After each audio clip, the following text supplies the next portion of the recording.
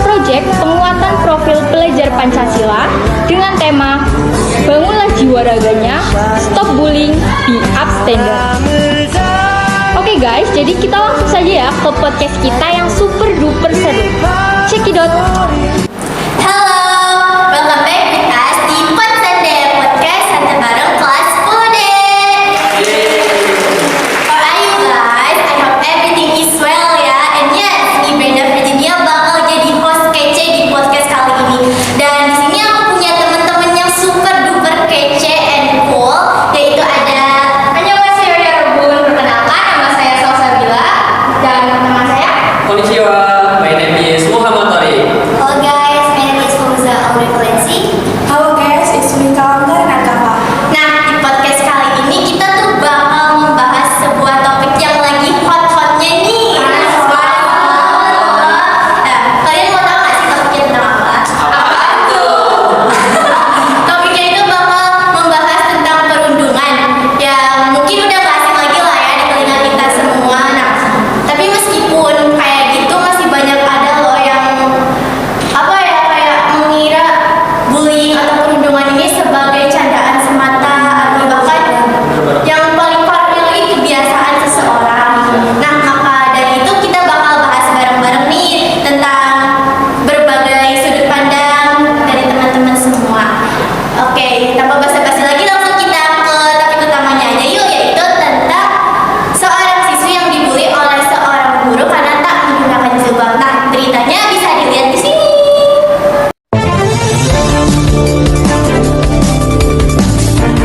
Selamat siang pemirsa, bersama saya Salsabila selaku pembawa berita D-News hari ini. Saya akan membawakan sebuah berita secara aktual dan terpercaya. Berita ini datang dari seorang siswi SMA di Sragen yang diduga dibully oleh sang guru karena tak menggunakan jilbab.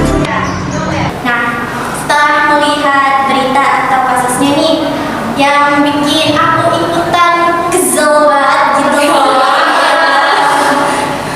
Gimana sih tanggapan teman-teman sekalian tentang misalnya guru yang ingin apa ya, menasehati si korban, tapi ternyata yang dirasakan korban itu malah sebaliknya, atau dalam tanda kutip seperti dipojokkan dia.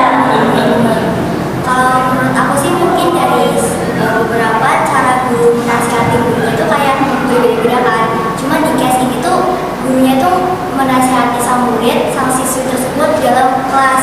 Jadi si siswi tersebut tuh kayak merasa mungkin kalau dipermalukan gitu. Jadi dia merasa kayak dipermalukan dan dia juga merasa kayak dibully gitu. Jadi dia memperbesar masalah tersebut.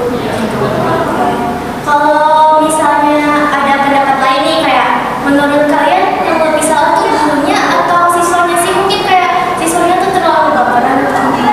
Kalau menurut saya sendiri sih ya, ini kayak tergantung sudut pandang gitu loh.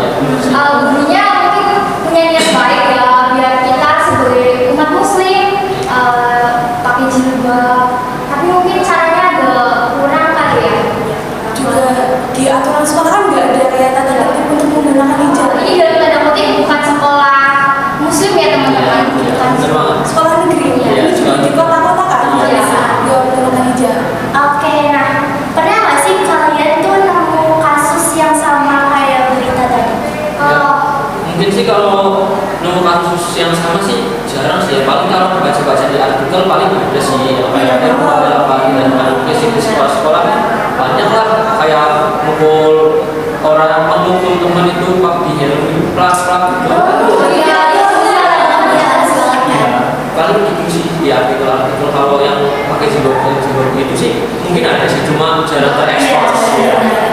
Kalau maaf nih ya, kalau saya sendiri punya pernah jadi pengamat langsung kasus bullying waktu SD tuh. Ada teman satu kelas nih cowok yang ngebully siswa lain, siswi, lebih tepatnya siswi. Dia pakai bullying secara kekerasan, penggaris besi di apa ya namanya, digoresi gitu. Tulangnya sampai berdarah, akhirnya diblok. Dia ini apa ya, kasih sayang orang tuanya kurang atau gimana? Malah kayaknya lebih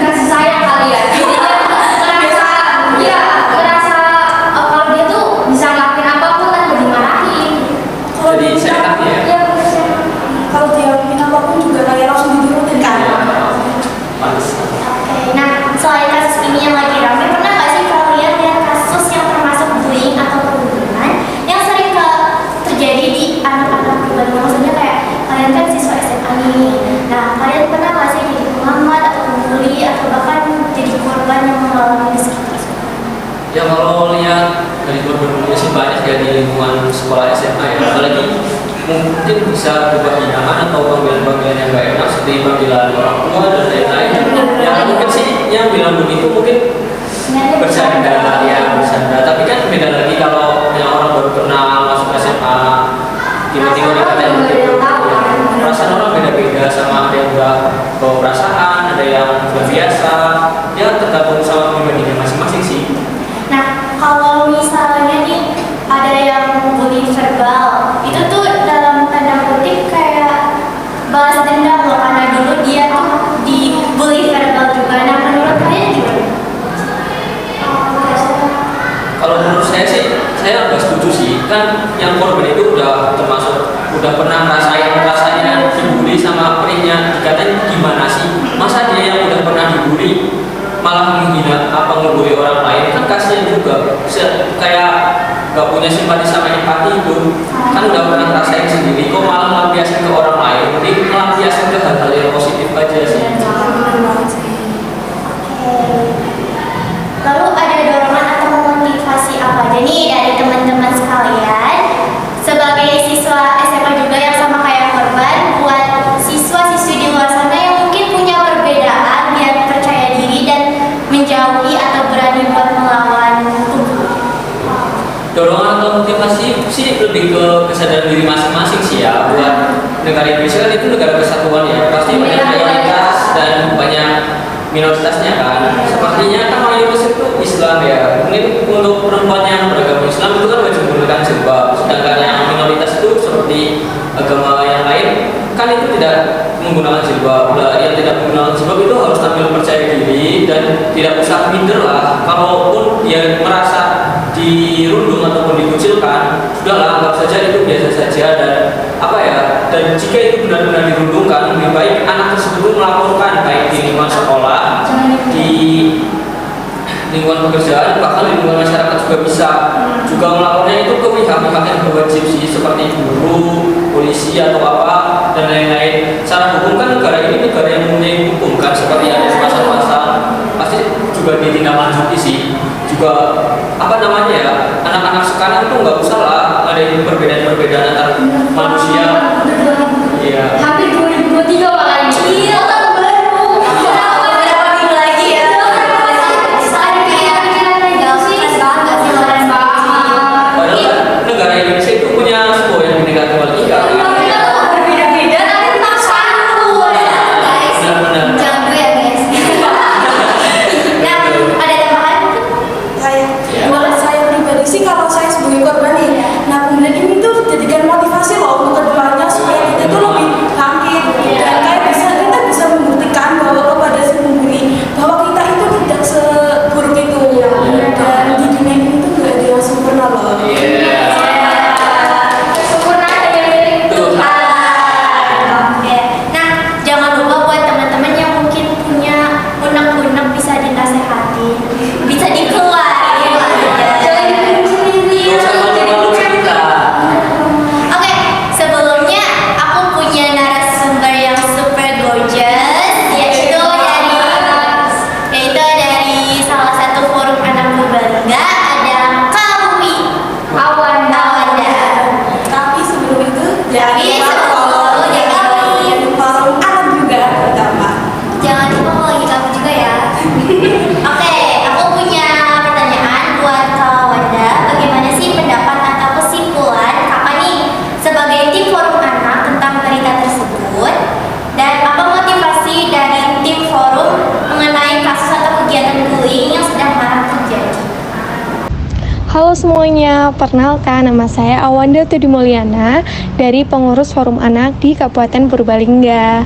Oke, dari pertanyaan yang sudah disampaikan tadi terkait dengan kesimpulan terkait bullying yang terjadi antara siswa dan guru.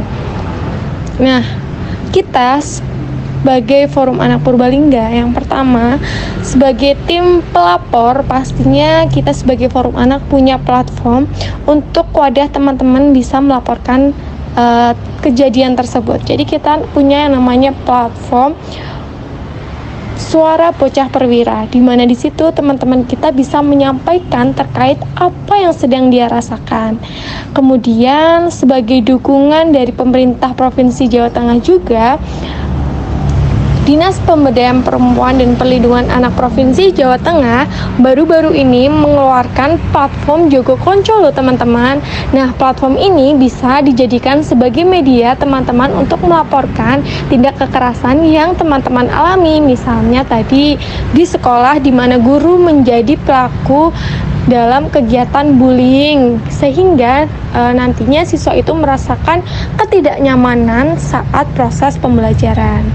Oke, selanjutnya kesimpulan yang kita dapat, ternyata di sini orang yang kita anggap baik, orang yang kita anggap selalu bisa melindungi kita, ternyata belum tentu ya teman-teman mereka melakukan hal itu sepenuhnya untuk kita, karena banyak sekali kasus yang dialami oleh anak-anak yang ternyata pelakunya adalah orang terdekat mereka.